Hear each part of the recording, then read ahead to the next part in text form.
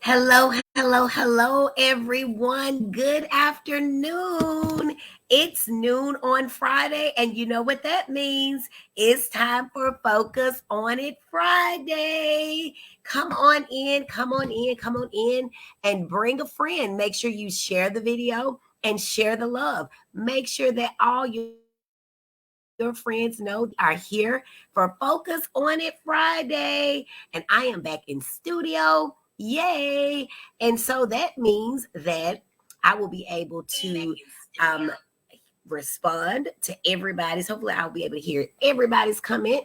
But that also means that I'm going to have to take just a few minutes to get set up. So the notification just came on for me that you all are here. So that is great. Let me get my comments pulled up and get set up. Some of this stuff I cannot do until I start the show. So we are just so happy you're here. Welcome to Focus on It Friday. I am so excited. We have two people watching. Come on in. Let me know who you are when you get here. We have some people that are texting me and they are looking for me and they found me. We've got Miss Cheryl Dumas. Hello, hello, hello. And we've got Mama Diane. She is watching. Let's see who else is watching. Is anybody else out there watching in video land? I'm so excited, guys. I am sorry that last week I did not get back to you all. My mother gifted my husband and me massages, a couples massage, and we had a good time. And then I had to go to a school and speak, and I just all of that kind of collided, and I would have been driving, and I've never done this driving. I don't know that I should ever do this driving, because I like to read y'all's comments and answer your questions. That's what makes this great.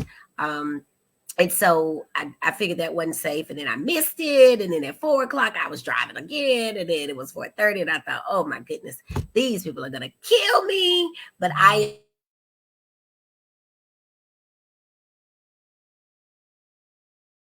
am back, and with you all too. Yay! Happy, happy New Year! I'm just so excited to be here, and so excited to talk about one of the favorite things that I love to talk about, and that is ADHD. Y'all know that that is ADHD. We've got Miss Cheryl Dumas. She says, hello. Alethea Thurman is here. Come on in. That's my cousin, y'all. I'm just so excited that we're here. We've got about 5 people watching. If we could just get 5 more, make sure you're sharing the video and sharing the love. Make sure that you are telling your friends that this is where you are and this is where they should be also, because all of the cool people are over here. I want to make sure, and I know some of you all are thinking, well, Dr. Brandy B, we already know what ADHD is, girl. We've been rocking with you since May of 2000. But guess what? Everybody has not been, and we want to make sure that everybody understands ADHD just the way that you do. And I know that you all are little my superstar shining people, and I appreciate y'all so much. But we're going to work on getting some more people in, not because we care about numbers, but because we care about people being informed, being encouraged, and being aware. All right, who else we got? Miss Laquita Cahey. Y'all, that's my birthday twin. She is a clown, and we are so happy that she is here as well. I'm going to go ahead and get started so that we can get some questions answered and get to whatever it is that you all need to do with your Friday. So I'm Dr. Brandy B, your triple board certified pediatrician, adult psychiatrist, and child and adolescent psychiatrist. I am the host of Focus on It Friday, where you come and get your weekly dose of information and education about ADHD and all sorts of mental health topics. I am the author of Shine, Understanding ADHD, so your child can be a star. I am a wife. I am a mommy. I am a daughter. I am a friend. I am so many different things. But most importantly, right here, right now, I am with you to be your ADHD expert, to help you understand ADHD. So my books, as my book says, your child can be a star. So if you have your questions, I'm sorry, I'm having to turn the heater off. I keep a heater going all year round, y'all. And then I just turn it on and off whenever I start smoking. So get your questions together. Bring your girlfriends in, bring your guy friends in, bring your husbands, your wives, your child's father, whoever. Get them all in here so that they can understand this information that we're going to share. So what is ADHD? ADHD is a neurobehavioral and a neurobiologic disorder. Neuro means that it is neurologic. It means it's in our brains. It means that it is not made up. It means that it is there. It is real. It is a part of our nervous system, and our nervous system can have very important affects and impact the ways of thinking, behaving, feeling, and doing that people with ADHD will have. Okay, so it's neurologic, it's behavioral, and if you don't believe me, just spend any amount of time with a child or an adult with ADHD, and you will see that their behaviors are certainly very unique. Now, some of these behaviors develop over time, and so we do not see them. We do not see some of the symptoms until a child is walking, until a child goes to kindergarten or daycare, until a child goes to middle school, until a child graduates from high school. So as we mature, as we age, so we continue to develop. And as we develop, that's why it's called neurodevelopmental. Some of these things we don't see until we develop. And then some of the behavior, some of the inattention, some of the hyperactivity we do not see until the kid gets old and these behaviors come about. So we've got neurologic, we've got behavioral, and we've got that it is developmental. So it could fit into any of those categories and be quite appropriate. You know, from my perspective, it is a mental illness, right? And so sometimes I was on a panel last night and the lady used the word that mental illness is heavy. It's heavy because nobody wants to talk about it. We would rather call things flowery names. And so whatever you want to call it, I don't really care. I just need you to not be shocked if you find that someone has categorized yours or your child's illness as a mental illness. I like to make sure that I stress that ADHD is a medical illness. It is a medical condition. And so if we look at it as a medical condition, then we are much more likely to treat it as one and not be so embarrassed by, put out by, discouraged by, and all of the other things that we as parents tend to be when we realize that our child has been given that diagnosis. So it is neurologic, it is behavioral, it is biologic, it is a mental illness, it is something that your pediatrician can diagnose, it is something that a psychiatrist can diagnose, it is something that your therapist might be talking about and want to get some help for. And it most certainly is a medical condition, because remember that neurologic disorders are medical conditions. A medical doctor sees them, and I am a medical doctor as well as your psychiatrist. So it is a medical condition. So what's the big deal about it anyway? When does it even present? Most times, ADHD is going to be most evident in children who are early in their academic career. Now, our academic careers, at least in America, do not begin in kindergarten. It starts much earlier. It starts when mom is reading us stuff at home and she notices that we're just not like the other ones. We can't stay seated as long as we need to. It starts when we go out to daycare, and the daycare attendant may notice that we can't stay. Once we start walking and crawling, we're on the go all the time. We won't stay in our seat like other people might stay in theirs, or you may not notice until your kid goes to kindergarten, and it's really expected at that point that they will stay in their seat. And you may notice that your child doesn't stay in their seat, that your child is a bully because they're always fighting and hitting other kids, that your child is just in la la land, that your child is crawling on the floor. All of these could be things that might be a way that ADHD would present, or when it would present. You may not notice until about middle school that your child has some irritability and your child is angry all the time and staying in their room and slamming doors and not wanting to be with the family. And you think, oh my God, we're not going to make it. This child must clearly be depressed. And so that may be what you find. Or it may not be until your child gets into ninth grade. And then you see that this child cannot keep up with their work. And you may say, oh my goodness, something is going on. But you're going to brush it off in that year. Why? Because it's ninth grade, it's high school. And isn't that what's supposed to happen in high school? That your grades would decline? Absolutely not. And then it may not be that you pick up on ADHD until 11th grade. 11th grade, your kids are getting ready for college. They're talking about college. They may have even taken an ACT, and oh my goodness, they get a 14, they get a 16, but their grades in school do not match that. Or maybe in about 11th grade, their grades just start to decline altogether. And now we've got a situation because my scholar student is not going to be able to get money to go to college. And I've already got one in college, and I've got one coming right behind the one that's in 11th grade. So we have got to figure something out. Or maybe it isn't until you yourself become an adult and you're taking your own child to the doctor and you're listening to the doctor ask the questions and you say, oh my goodness, this sounds like what I've experienced and dealt with all my life. And so you wonder yourself, do I have ADHD? Is that why I was in trouble in elementary school? Is that why I dropped out of school? Is that why I got pregnant? Is that why I use drugs?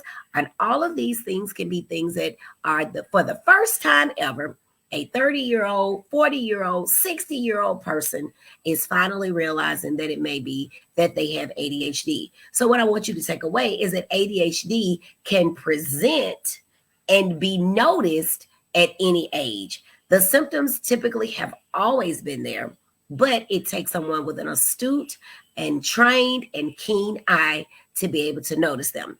So what exactly is it that we're even noticing? And I'm glad that you asked. So ADHD, like I said, it's a medical condition, and there are three varieties, if you will. There is let me go back. Let me give you the definition. What is it? What do those letters stand for? And y'all know I love a good acronym. So it would be only fitting that I would choose a medical condition that's my favorite, that is known mostly for its acronym. So ADHD, attention deficit hyperactivity disorder. Attention is deficit, means that you don't have enough, and there is hyperactivity, and there is a disorder. That's how you break it down. Attention is deficit, not enough, but you're hyper on the active part. That's ADHD. Now, some people will still say, my child has ADHD and ADD. And what I want you to walk away with is understanding that ADD as a diagnosis no longer exists. Instead, we have attention deficit hyperactivity disorder, and it comes in one of three types: a predominantly inattentive type, a predominantly hyperactive impulsive type, and then a combined type. Your inattentive presentation is most likely what most people are going to understand as ADD, which is a diagnosis that in name went away in like the late 90s, okay? The ADHD, the hyperactive impulsive symptoms are what most people think about when they think of ADHD. And so that means that if a child is not hyperactive, most parents will say, my child cannot have ADHD. And then the last type is combined type. And that is where a child or an adult has inattentive symptoms as well as hyperactive impulsive symptoms. So your inattentive symptoms can be alone. Your hyperactive impulsive symptoms can be alone, or you can have both sets of symptoms, and we call that combined type. Now let's talk about what they are. Your inattentive symptoms include not being able to pay attention. Pretty obvious. It also can include being easily distracted. Right? So you're watching TV and then all of a sudden there's a noise made and you look away, but you never really come back. Okay. Most times when I'm doing something, I don't even notice what's going on in the room. I can hear something if somebody's in danger, but just the normal tapping, banging, talking, screaming that oftentimes will happen at my house, at least. I know not at yours. I don't even really hear that because I can tune all of that out.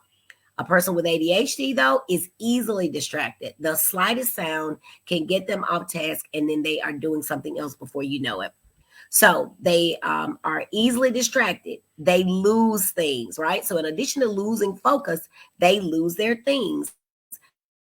What kind of things do they lose? Anything. Keys, book bag, license, cell phone. They will even lose their homework. And so we will find a lot of times that kids who have ADHD will do their homework, and you know they did it because you stayed up all night with them to do it, but then they forget to turn it in. They lost it even. I read a post today from a girlfriend. She said, go to your child's school and check the lost and found box. You might be surprised how many things in that box belong at your house. And it's true, because these kids will lose everything. They'll lose their coat in the wintertime, leave it at school, walk back to the car, just like they didn't walk in with it in 30-degree weather.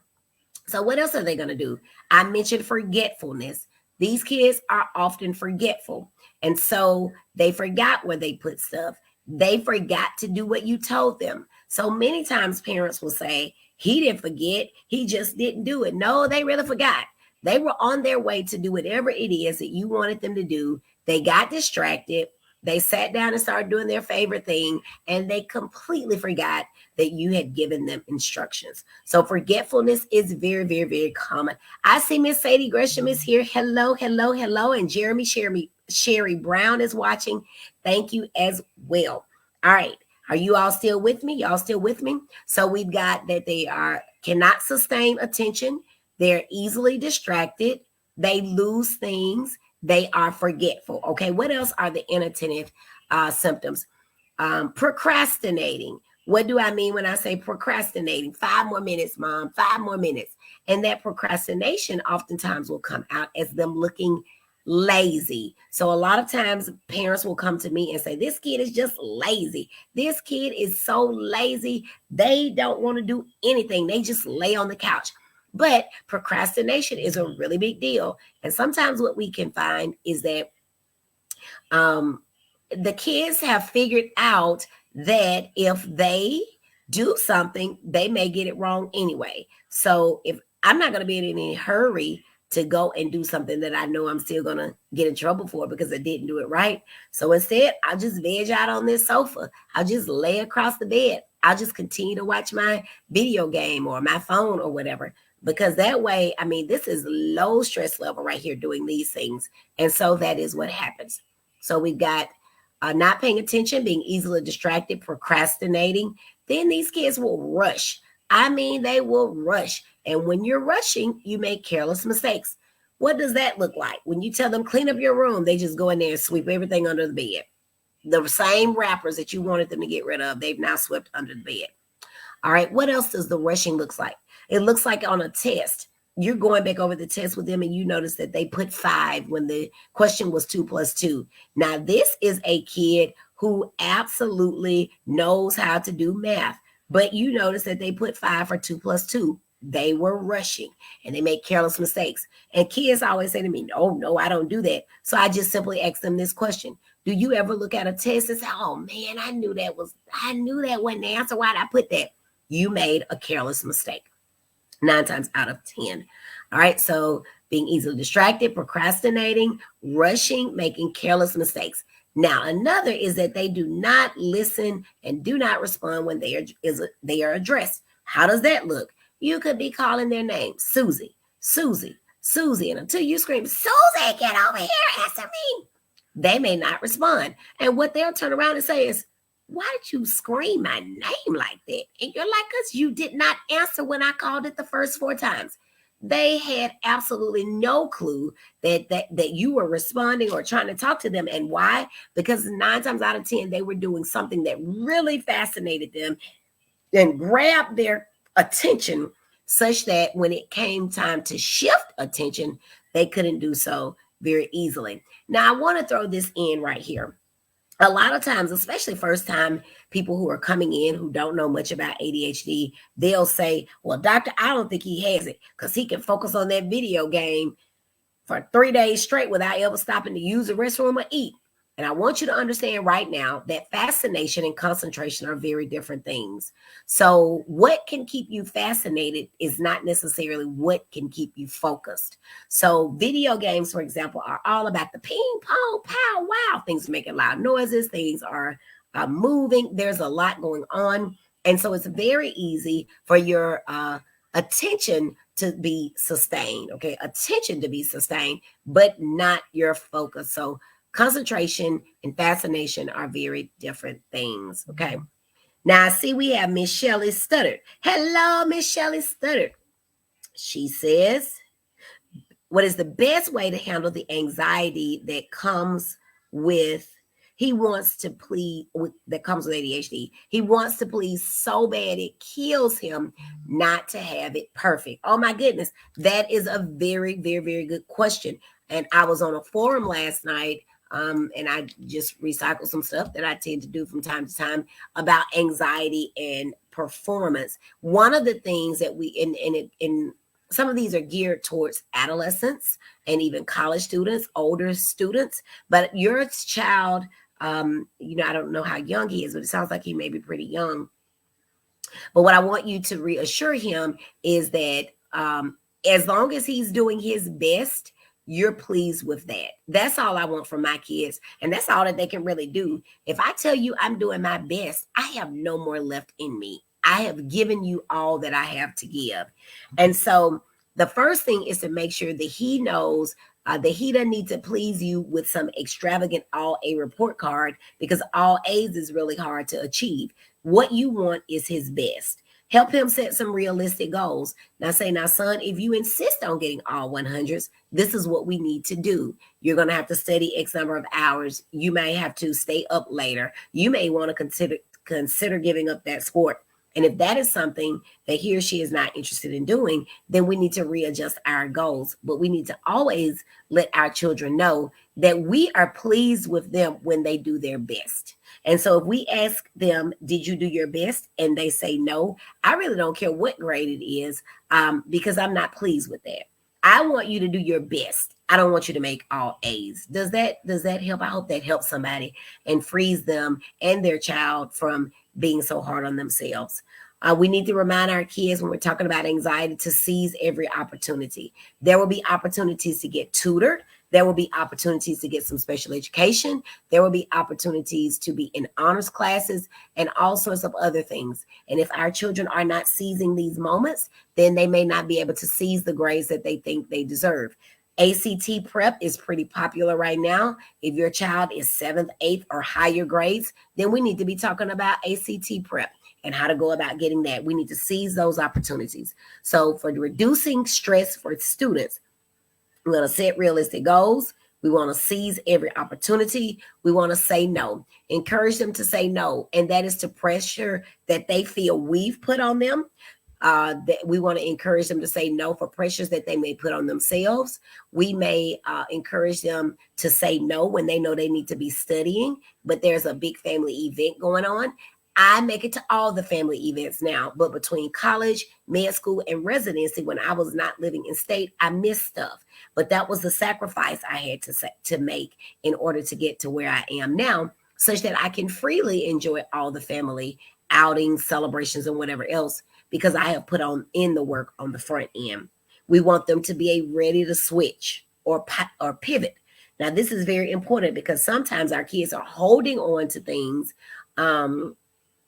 that we are holding on. They are holding on to things because they think that that's what they're supposed to do. They think that that's what we want them to do. They think that that's the only way to get to what their career is, right? And I tell people all the time, I went to college and I was going to be a microbiology major. Child, after the first test, I knew that wasn't going to be my major, but I knew I still wanted to get out of there in 4 years. And so I had to switch or pivot to go to a major that still kept my attention, but still kept me on track for 4 years. And I wanted something relatively medically related. And so that is how my new major in neuroscience came about. So we want them to focus on, saying no to getting worked up, not setting the goals, not setting the boundaries. We also want them to say no to substances. Again, this is going to be something that happens to kids not as old as you might think. So you need to be watching your 8 and 11-year-olds when it comes to substance abuse. You want to be talking to them about if somebody offers them something to eat, to ingest, to shoot up, to drink, to lick, any of that. If you don't give it to them, or a teacher doesn't give it to them, then 9 times out of 10, they don't need to be taking it. Okay. Now, socialize. We want to make sure that our children are socializing. We want to make sure that we give them time off to do the arts, to do sports, and just time off to just be is so very important. And we have to make sure that our kids are allowed that time when we're talking about stress.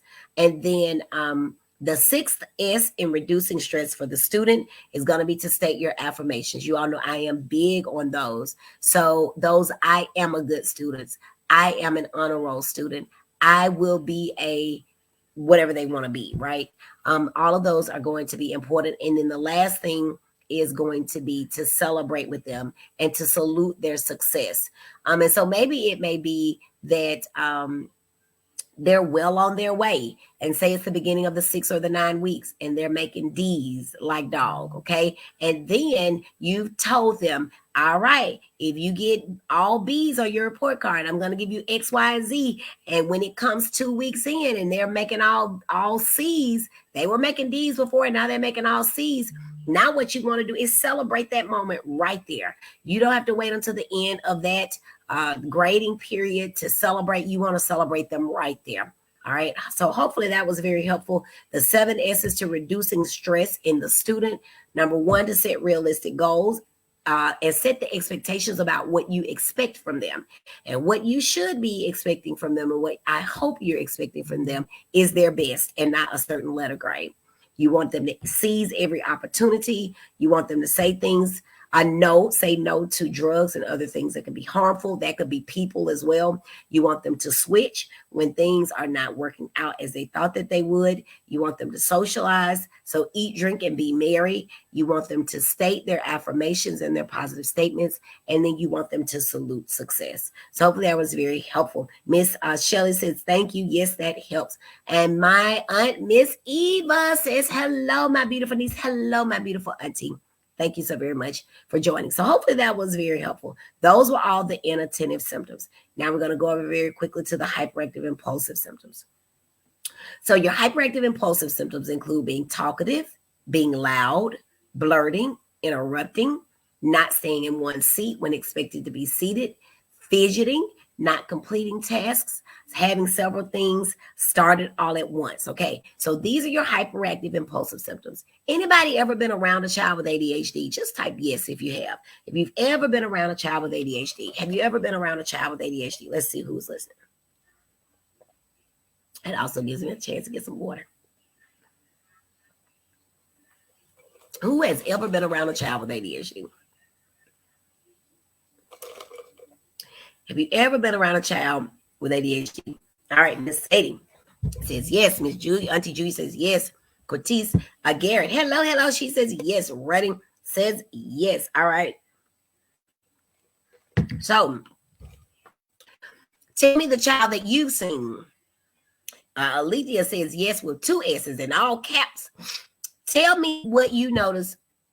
What is the most noticeable symptom that you've seen in the child that you know who has ADHD?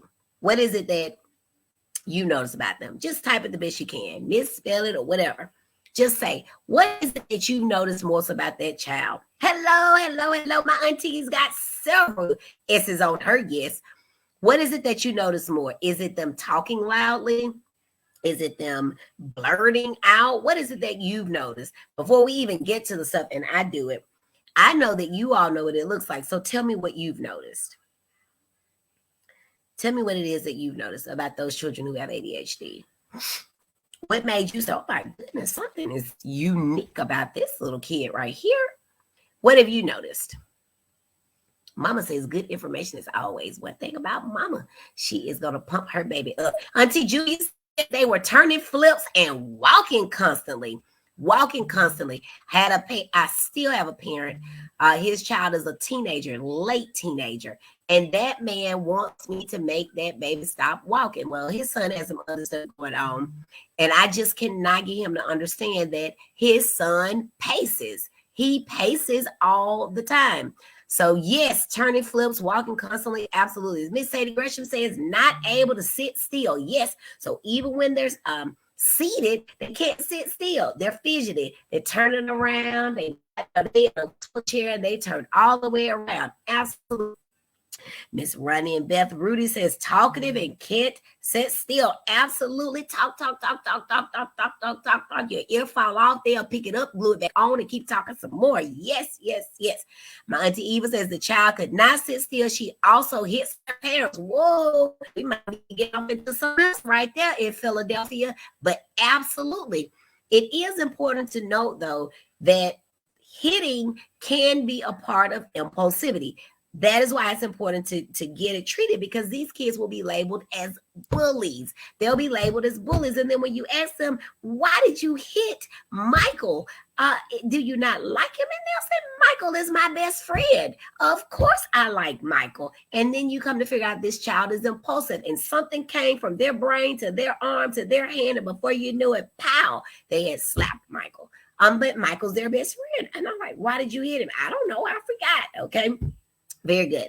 And then Alethea says the way she ignores you, she don't like for you to talk to others. Absolutely. So she could be ignoring you, or she could not even hear you. Absolutely. Thank y'all so much for doing that, for sharing. That lets me know that you're there, gives you a chance to get some finger action going and tell me what's on your mind. So I appreciate that. So y'all have already said a lot of the hyperactive impulsive symptoms, but let's talk about it. Let's say Quatie says runs everywhere, never walking. Yes, yes, yes, yes, yes. Some parents will notice that if you tell this child to go to the kitchen and get some water, they pew, take out walking, and they pew, coming back with the water all over the floor because it's jiggling and they're jiggling. But from the time their feet hit the ground to the time they go back to sleep and retire in the evening, they are running. They are running. Okay, so symptoms of hyperactivity, impulsivity, being talkative. And I'm not just talking about they got a lot to say. I mean, they are talkative. You find yourself thinking to yourself, would you please shut up? They are talkative. They will talk about anything. Just keep talking. They are loud. So you find yourself saying, calm down, bring it down a notch. You on 10, bring it down to at least 7. Can you get to 5 maybe? They are loud. And it's not just loud when they're talking. Everything they do is loud. They walk loud and hard, like stomping. They play with toys, and the toys, it's a lot of banging. They are just loud. Okay, so they're talkative. They're loud. They blurt and interrupt when other folks are talking or when others are playing a game. So what do you have going on? You are having a conversation with your husband, with your girlfriend, with your spouse, whatever. Your mama, you talking to them, and here they come. And they just come right in and cut you off. Or even you're having a conversation with them. But it's your turn to talk, because in speaking, you have a turn, then I have a turn. Then I have a turn, then you have a turn. They just cut you off. And so it appears that they're rude. But instead, they're impatient. It comes to their mouth, and it's like their mouth has to say it right there. And so they'll just cut you off. So they're talkative, they're loud, they blurt and interrupt. When they're playing games with their peers, it's always their turn. They never have to wait. They cannot wait their turn. That is one of the criteria. Talkative, loud, blurting, interrupting, cannot wait their turn. Now, fidgeting. What does fidgeting look like? Fidgeting can look like chewing on the collar. So the collar is wet, it's stretched out, it's discolored. Any of that. A V-neck or a round scoop is automatically now a V, because it's just sagging in the middle and hanging down from where they have been chewing on it, sucking on it. What else do they fidget with? They'll fidget with their hands. Now, older kids, teenagers, when I'm usually seeing them on the screen, I don't tell them what I want. I'll just simply say, tell me what your hands are doing. Normally, what they have is a rubber band, and they're just pulling it, or they will be, and this is younger kids, twirling at the knees of their pants. So all of their pants have a hole in them, and you're trying to figure out what in the world. I need to invest stock in patches and pants because I keep replacing them. What is going on? Are y'all crawling for points in math class? What is happening? No, when they're sitting down, they have figured out how to stay in their seat, but they're twirling all that thread away on their knees. And so now we've got holes in the pants. So we've got a scoop neck for a shirt. We got holes in the pants for jeans. What else do we have? We have these sleeves. We gnaw on the sleeves, so now they're dripping wet. Somebody once told me that over men's sleeve coats have those buttons to keep kids from chewing. I don't know if that's the case or not. Where the buttons are is not usually the side where the mouth is, so probably not or maybe it was to wipe the nose. That might be it because they're out here. Maybe to keep kids from wiping their noses. But whatever. These kids are chewing on their sleeves. They're chewing on their collars. They're chewing on their pencils. They're chewing on their lips. They're chewing on bottle caps. So you thought you had a bottle cap for your bottle of water. It no longer fits. Is this flat instead of being round? Is that flat? Because it's just from them chewing on it. They're chewing on your bottle caps. What else are they chewing on? And fidgeting. They're chewing on your batteries out of your remote. You're trying to figure out why you can't turn the volume down because they had it on 73. And now the battery is gone. Just one, maybe both, but the battery is gone and they're chewing on it. Make sure that if a child ever swallows a button battery, especially both two sets of a button battery, that is a medical emergency. Get them to the emergency room right away, because if those two magnets come together, we got problems in the intestine. It'll burn right through it, and we don't want that to happen. So if a child that you know or love happens to swallow a button battery, and especially both sides of a button battery, get them to the hospital right away. All the other stuff is typically not an emergency if they swallow it, coins and the like. But if a child happens to swallow both sides of a button battery, you want to get them in. That's an aside, y'all. Y'all know I'm a pediatrician, so I digress. I'm sorry.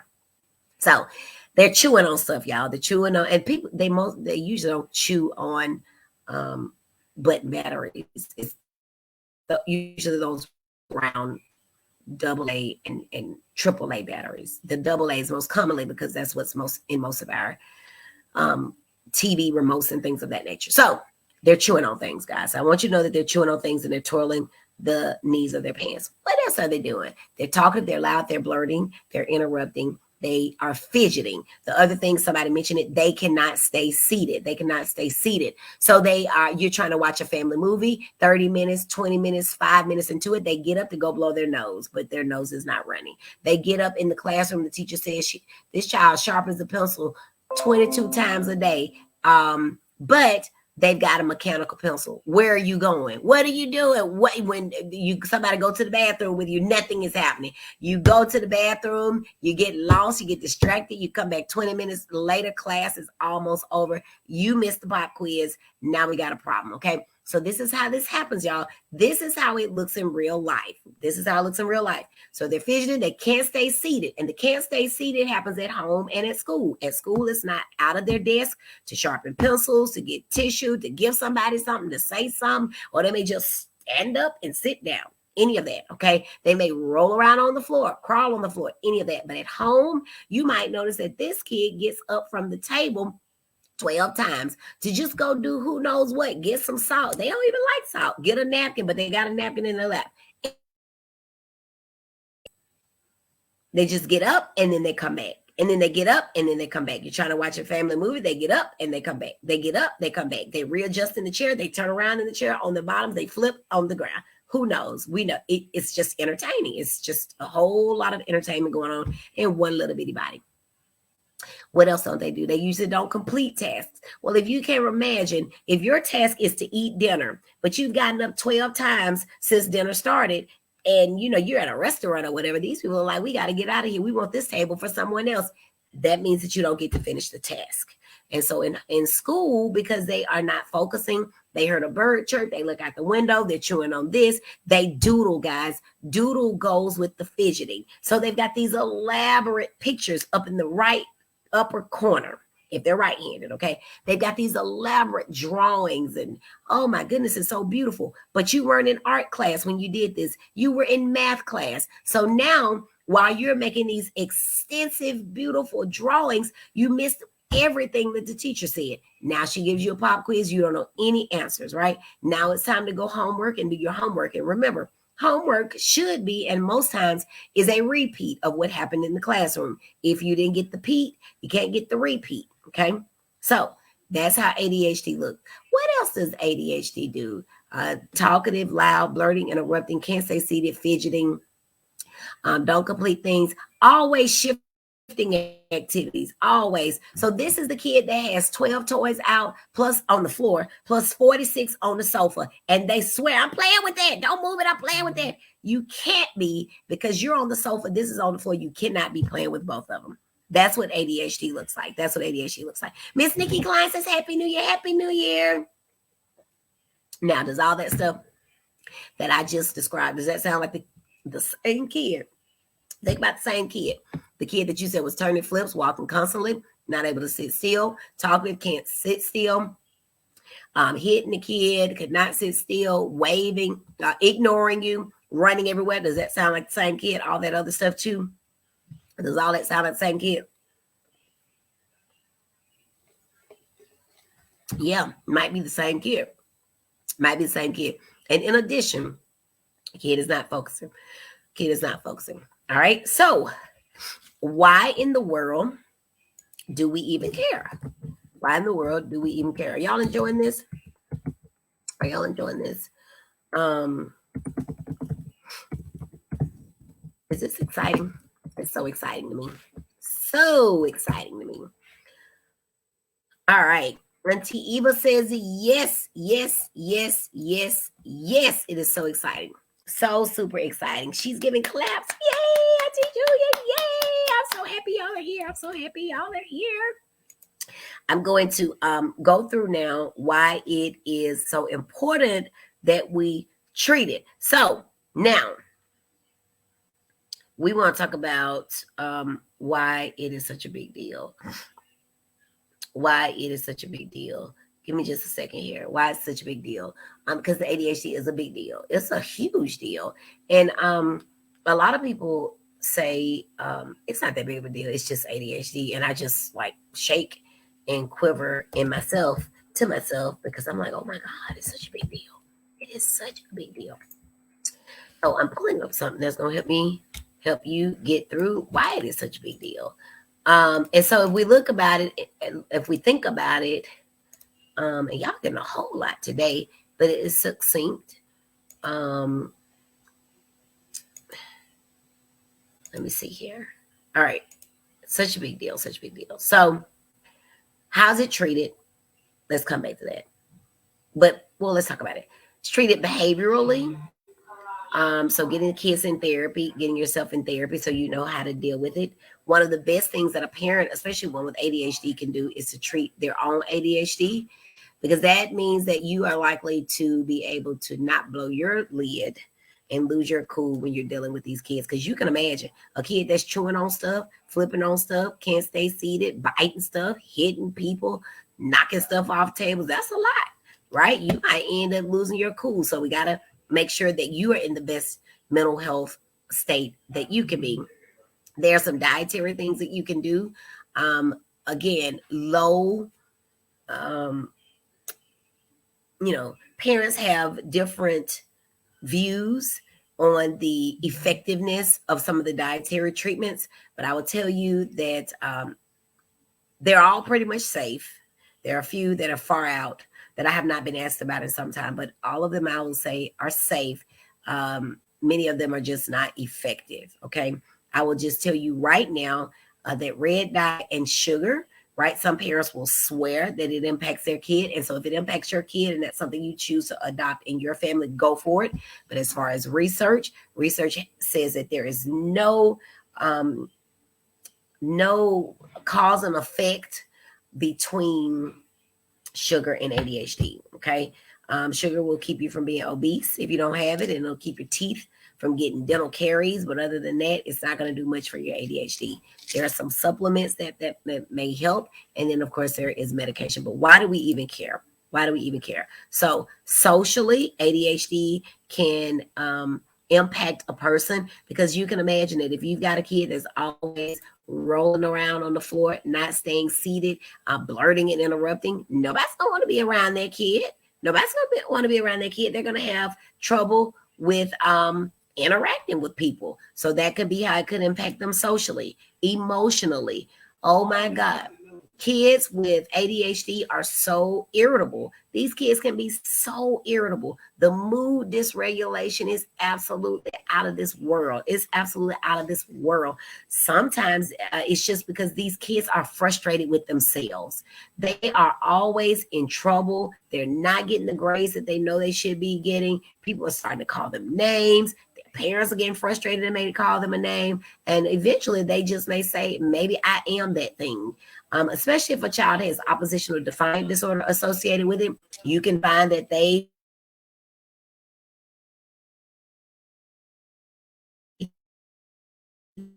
may be very irritating. All know that. We all know the academic benefits of treating ADHD.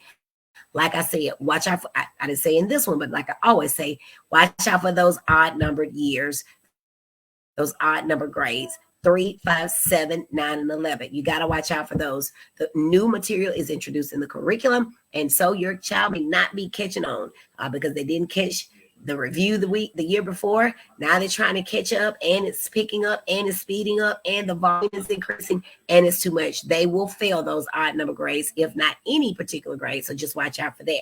Legal implications. Children with ADHD, they're impulsive, right? They are impulsive. They are bound to do something to find themselves in trouble. Have a child right now who has some run-ins with the law because of just being with the wrong people, not able to make that good decision about who they needed to be with. So you want to get that treated. Medically, unwanted pregnancies, right? We have that associated with ADHD. Also, weight gain from just not being able to get up off the couch and go and work out, sexually transmitted infections, injuries from impulsivity. Remember, these kids are impulsive. They may be up walking around the catwalk.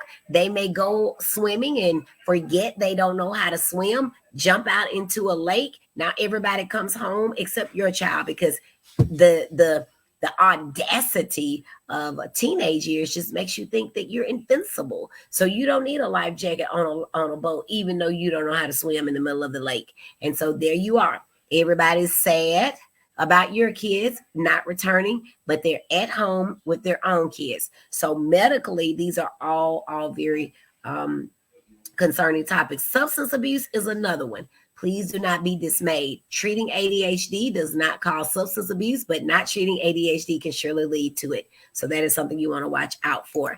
Financially, so much time, so much energy, so many jobs are lost because people can't focus. They missed one minor detail. And then when they didn't do the job because they weren't listening to that one minor detail, kind of like you told them, go upstairs to your bedroom, get your blue belt, your red shirt, and they brought you a red belt and a blue shirt. You do that on somebody's job one too many times, they're going to get you fired. Now you're being having to have the expense of your finances being affected. And if you don't believe it, you didn't have to be an adult. Be a child who cannot go to school and stay in school. And the school is calling you. One mama had the school calling her before she could make it to the next block from where the school was. And she would say that they would call her every day and say, come pick him up. Well, if she's picking him up, then she's not making the finances on her own job. So we definitely want to watch out for that.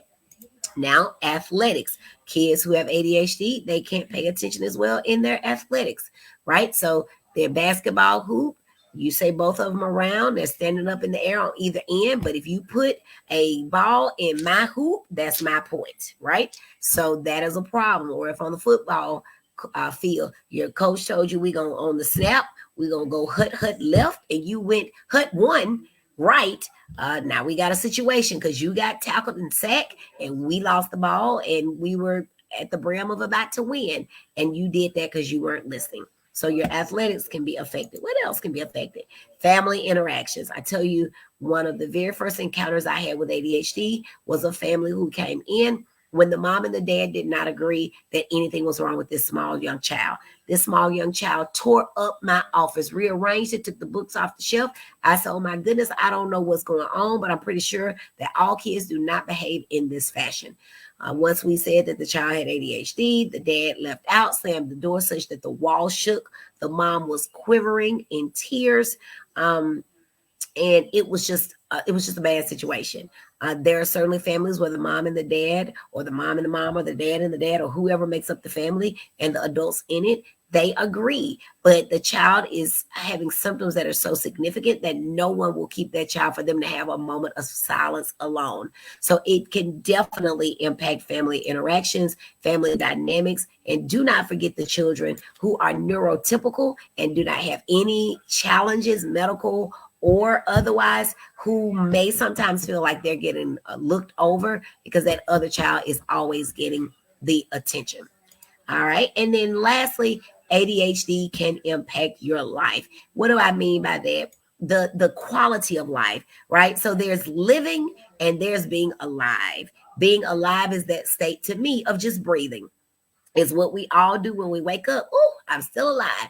But life, living, enjoying life is what we can do when we can make the best of being alive. And if you're a parent, and I can look at parents in the store and I see the parent in the waiting room or whatever, and they've got that one hand on that thigh.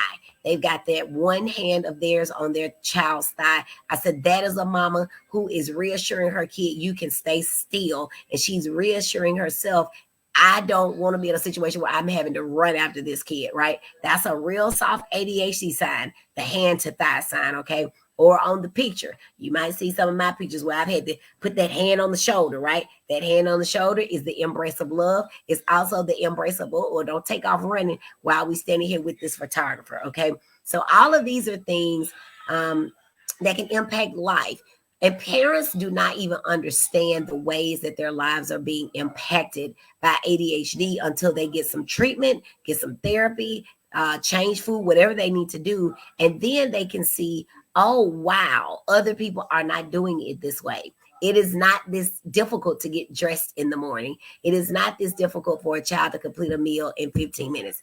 These are all of the things that parents see. So what I want you to do is, if you have that special child in your life, whether it be, your own child, your grandchild, your niece, nephew, your cousin's child, I want you to first of all get educated. If it's not your child, make sure that they have a way to get educated. Of course, we're here at Focus on It Friday on Fridays, and they can come back and watch these videos. But maybe they might do better to get a book. And of course, we have Shine, Understanding ADHD, so your child can be a star. We can get them that book.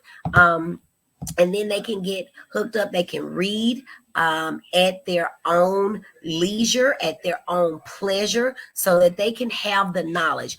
I was on a panel, as I said earlier, last night, and the question came up. It was a great panel, not our answers, but their questions. I was just really impressed by the level of engagement. And it's probably because all of those questions came in through an anonymous post. And so what I'm going to try to do is see about getting that on my program as well, because I think that if people could post some things anonymously, they may ask more questions. But we're family over here, right? We're family on the WWW. So anybody can see your question, but they don't know who you're asking a question about unless you tell them. But really engaging questions. I don't even know where I was going, because I got so excited. That was a really good forum last night. But I know the girl asked the question, how, and I said the girl because there were only girls on the call. And she asked, how can we get our peers, these were college students, to be more engaged in mental health? And I said, we have to talk about it, and we have to get educated, right? They as college students, you as a mom, you as a dad, an aunt, a grandma, whatever your profession is, whatever it is that you're doing in life personally, you're only able to do that because you got educated, right?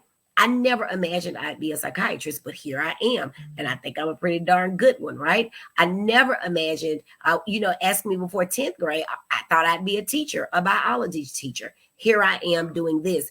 All I needed was some exposure, because once I realized that there was more for teachers to do, right? Both my grandmothers were teachers, my aunts were teachers.